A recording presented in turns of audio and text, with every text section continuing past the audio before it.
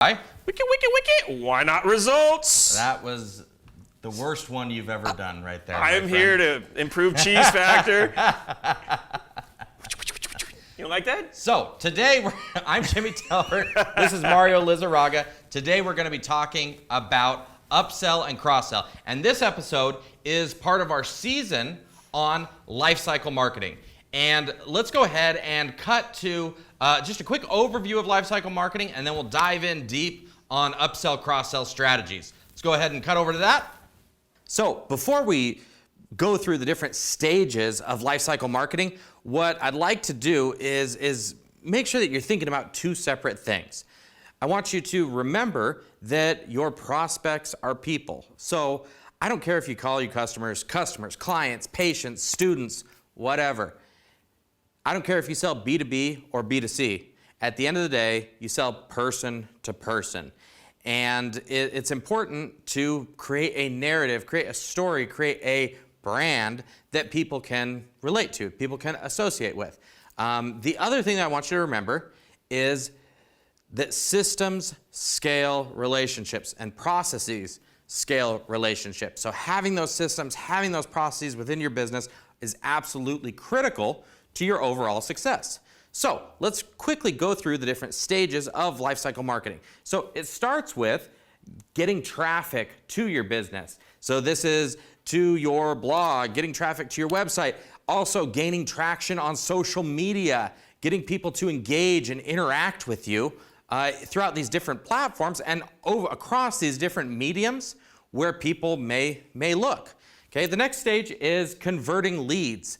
And so when we look at that, this is getting people to give you some information. In most cases, giving information is in exchange for something of value, and we'll dig in deep on that when we go through the lead, the converting leads video on this series as well. And then the next is the nurturing your prospects, which is your sales process. Whether we're talking about your initial sales process of trying to convert your leads into clients, or your long-term nurture or short-term nurture, things like that. The next stage is converting the clients. This is where the sale happens, making sure that that's a smooth and seamless process so that you don't run into those hiccups so low in the funnel when it ends up costing you a lot of money. Next stage is delivering and wowing, making sure that every client, every customer that you work with has a fantastic experience, wants to be an advocate of your business. If they ever have a conversation with someone about your product or your service, making sure that you're the one that they recommend. And then the next stage here is upsell and cross-sell, which is giving you the ability to actually increase that lifetime customer value of everybody that you work with. And then the last stage is getting referrals and reviews. And I don't even have to tell you how important that is in today's day and age. In the social and digital age, that is absolutely critical to the overall success of your business. Welcome back. Here we are. I always like going through the overview because what it does is it helps us get an idea of where we're at in the customer funnel when we go through these deep dives. No, so. It's very helpful. It's very easy to get lost in where we're at in the process. So absolutely. But we always like you to refer back to episode 1 if you'd like to rewatch, because I mean that we kind of deep dive into the whole process and setting up beforehand why lifecycle marketing specifically is so impactful for any type of business. Mm-hmm. And keep in mind, guys, we really welcome you to subscribe, follow, whichever medium that you're following us on, because we're going to continue this educational process on many marketing aspects. Not just lifecycle marketing, not just video, all marketing aspects and entrepreneurship aspects. So we're building a community here of like-minded, growth-minded small businesses and entrepreneurs. And we're going to be bringing in a lot of different experts in very niche areas and components of the marketing world, and other business entrepreneurs, guys like myself who really don't understand marketing, who want to get educated, right? We have our tidbits that we can throw in there, but we just don't get comprehensively how marketing works. And we try to have a good time. Or sales. Good time first and foremost. All right, so let's talk about upsell, cross-sell, and really driving that lifetime customer value of everybody that you work with, and increasing that. So there was a survey done of people who had bought something and then bought something different from, or bought a similar offering but from a different business. And when they surveyed them and asked, well, why did you buy the first time from business A and the second time from business B? And 68% of them came back and said indifference. And does that mean that they weren't satisfied at the point of sale? Well, probably not, right? They probably were satisfied, but there wasn't that consistent post-sale follow-up that increases and improves the upsell and cross-sell potential of everybody who you've sold something to once. Once you brought them in the door, keep them there, right? And if someone buys from you multiple times, so if someone buys something, the second time there's like a 30% chance that they'll utilize you again. And the third time it goes up to like an 85% chance that they'll continue to use you, right? Because it starts building a habit of, this is my guy, this is the expert, or the business I go to on fill in the blank.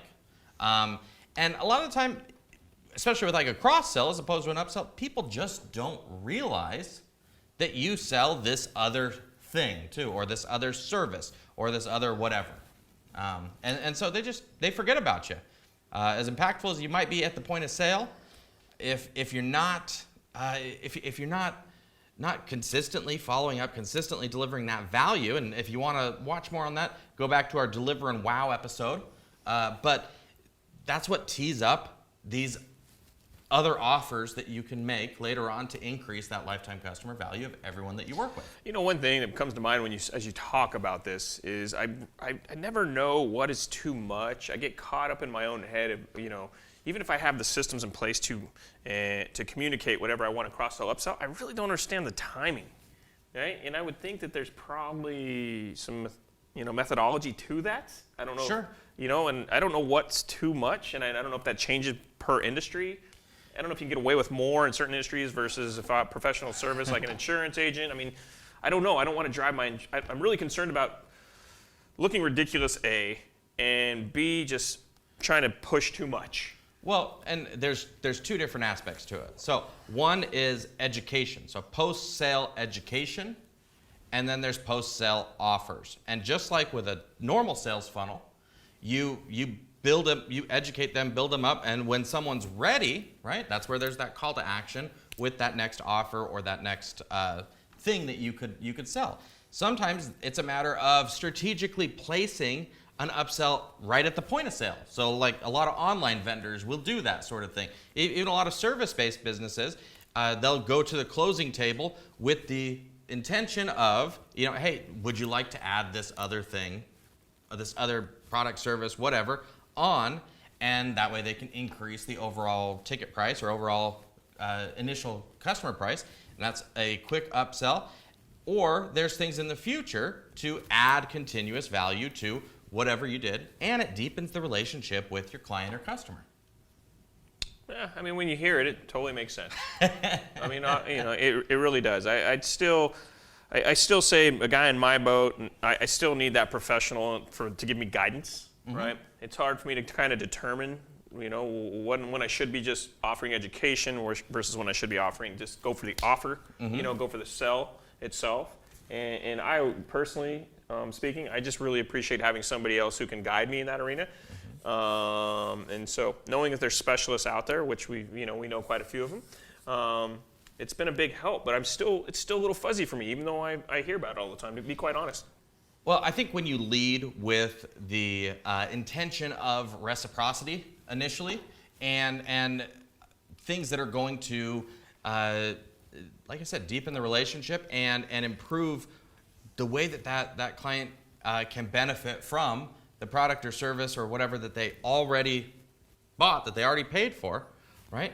To be able to then, it puts you then in position to know if that offer or that whatever is appropriate. I mean, just think about with insurance, as you do your entire team does their reviews with their clients, and it's opportunity to A, teach them about the benefits that they have, B, identify if there's any other places where maybe they need something, and then make an appropriate offer. No, you're absolutely right. We do that all the time. But I think as we're going through and we find that there's no ask. There's no call to action. And you know, and maybe sometimes, and maybe help me out on that. I guess a lot of times the call to action doesn't have to mean, hey, buy. Would you like to buy this?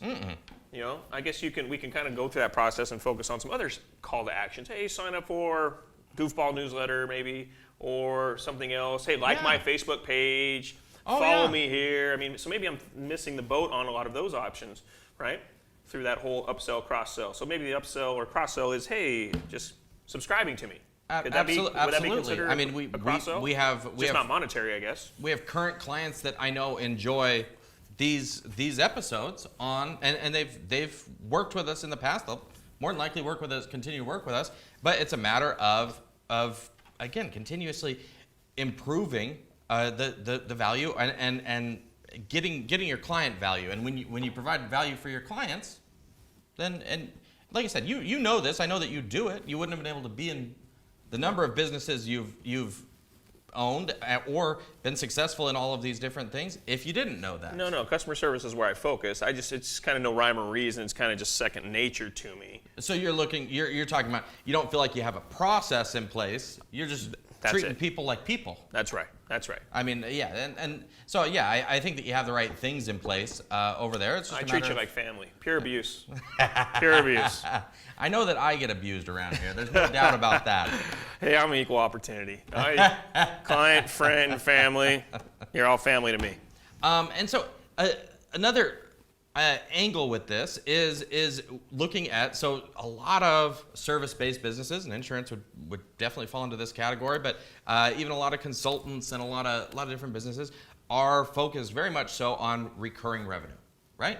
Yep. And so there's two aspects. One is maintaining your cost per customer, your CAC as it's called.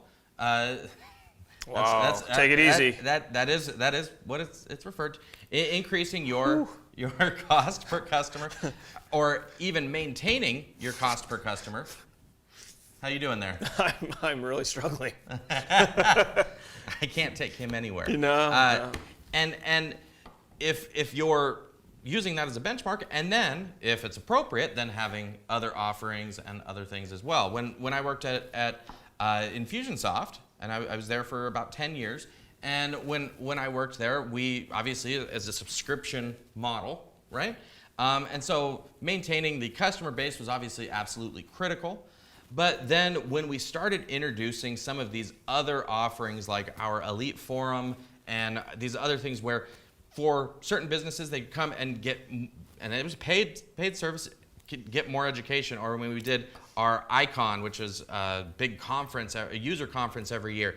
Now, these are things that we sold people, and we made a lot of money doing them as well. But more importantly, if people attended those things, when they did that, they felt, again, more connected with the company. They felt more connected with the community, and it was overall a win for everybody. So yeah, completely makes sense, Winnie. Well, thank you so much for watching today. This is the Here's Why show, and it's delivered to you by WHYnot Results. Make sure that you like or subscribe or whatever medium you're viewing or listening to this on. Share us with your friends and family. Like I said, we are here to create and help. You know, and help. But don't forget. I mean, if you're a guy like me who doesn't understand this process, don't hesitate to reach out.